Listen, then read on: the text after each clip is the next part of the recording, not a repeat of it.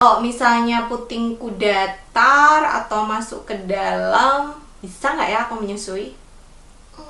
Bisa nggak, Bu? Halo, selamat datang di Kriwi Life, ngobrolin kesehatan bareng aku, Bi dan Kriwil. Hari ini kita akan ngomongin soal puting datar, flat nipple atau inverted nipple, puting yang mendalam ke dalam. Ini itu sebenarnya kadang-kadang bikin galau gitu sama ibu-ibu. Karena apa? Karena walaupun sebenarnya bayi itu menghisap areola, jadi sebenarnya bayi itu menyusu tuh juga di areola. Areola itu bagian gelap ini.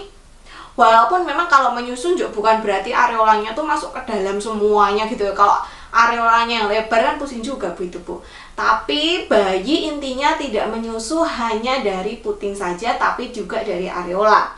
Jadi sebenarnya kalau misalnya punya nipple yang datar atau misalnya nipplenya itu menusuk ke dalam, tetap bisa sih menyusui gitu. Cuman memang kalau misalnya kalian punya flat nipple atau inverted nipple, itu biasanya akan sedikit mengganggu kenyamanan atau pelekatan saat menyusui gitu. Nah, apakah inverted nipple atau flat nipple ini adalah suatu kondisi yang normal? Sebenarnya ini memang bisa dialami sekitar 10-20% wanita gitu. Kadang-kadang memang dia ada yang dari lahir itu putingnya udah datar atau tenggelam, atau bisa juga karena kondisi tertentu, misalnya karena mengalami kanker payudara terus jadinya tenggelam gitu, atau karena kehamilan dan perubahan ukuran payudara akhirnya jadi tenggelam gitu. Nah, kalau misalnya payudaranya tidak ada tanda-tanda bahaya seperti memerah, bengkak, mengeluarkan nanah, tidak perlu khawatir walaupun putingnya mungkin mendatar atau masuk ke dalam. Nah, apa sih bedanya puting datar sama inverted nipple? Kalau puting datar itu dia tuh nggak ada cenol-cenolnya ini loh, jadi ya datar aja, areola putingnya tuh datar aja. Kalau inverted nipple itu putingnya masuk ke dalam. Salah satu cara untuk ngecek itu bisa dengan ditarik ke belakang gini putingnya. Apakah putingnya jadi menonjol, apakah rata, atau ada yang cekung ke dalam gitu. Nah, kalau misalnya bisa menyusui, gimana nih Bu caranya menyusui kalau putingnya datar atau putingnya tenggelam? Yang pertama adalah kita bisa memberikan rangsangan pada puting. Jadi sebenarnya puting itu kalau misalnya kita rangsang, dia tuh jadi menonjol gitu. Nah, gimana cara merangsangnya? Yang pertama itu bisa kayak kita gulung-gulung, kita kilik-kilik gini sebelum menyusui gitu sampai dia muncul, atau bisa agak ditarik-tarik seperti ini.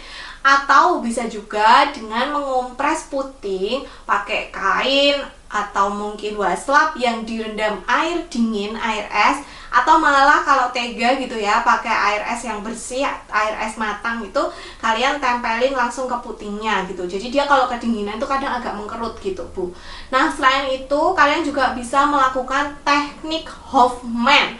Jadi teknik Hoffman tuh pakai jempol sama jari telunjuk gitu, ditaruh di putingnya gini, terus kita tarik menjauh. Nah, ini diputer searah jarum jam gitu, jadi sampai semua bagian putingnya ini ketarik-tarik gitu. Nah, kalian bisa melakukan teknik Hoffman ini 5 kali dalam sehari, jadi 5 kali putaran searah jarum jam gitu ya. Nah, yang kedua adalah kalian bisa memerah atau memompa payudara sebelum disusukan.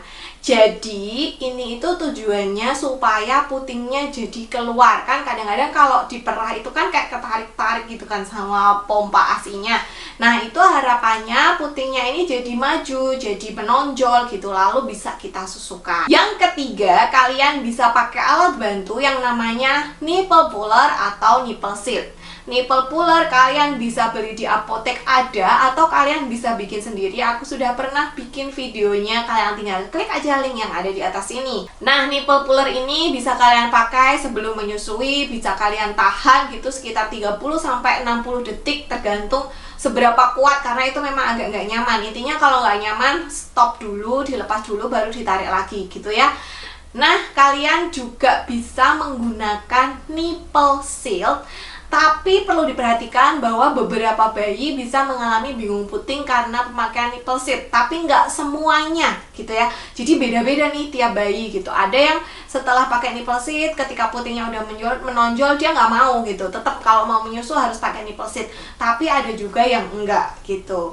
Nah, yang perlu diperhatikan adalah baik itu teknik Hoffman maupun penggunaan nipple puller atau rangsangan pada payudara itu sebaiknya dilakukan kalau misalnya kalian memang sudah menyusui. Ketika hamil tidak perlu terlalu banyak perangsang payudara karena rangsangan payudara dapat menyebabkan kontraksi. Takutnya nanti malah kontraksi dini dan terjadi kelahiran prematur.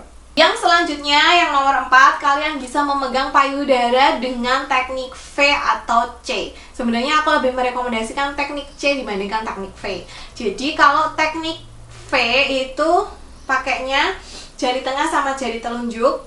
Jadi kayak kita jepit area di sekitar areola dan puting ini, kemudian kita kasihkan ke bayi. Kalau teknik C itu yang seperti biasa sering aku tunjukin, tangannya membentuk huruf C, yang 4 jari menyangga payudara, terus yang jempolnya itu ada di atas. Jadi ini teknik C, ini teknik V. Ini teknik C, ini teknik V. Kenapa teknik C lebih aku rekomendasikan? Karena ini lebih mudah dalam mengarahkan puting ke mulut bayi.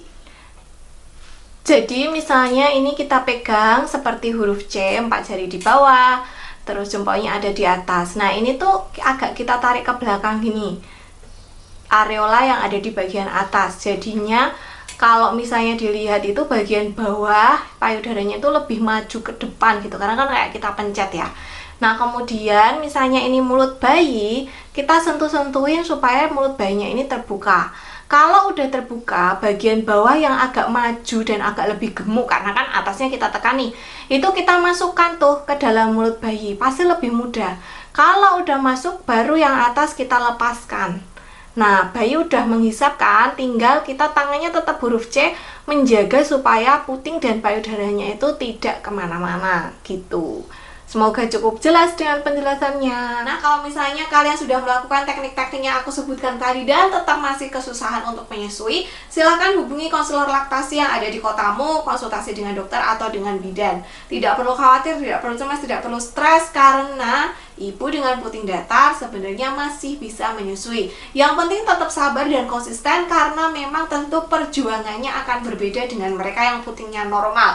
Jadi ini agak lebih challenging sedikit gitu, tapi yakinlah kalau kalian tetap bisa. Sekian video kali ini, semoga bermanfaat. Sampai jumpa di video selanjutnya.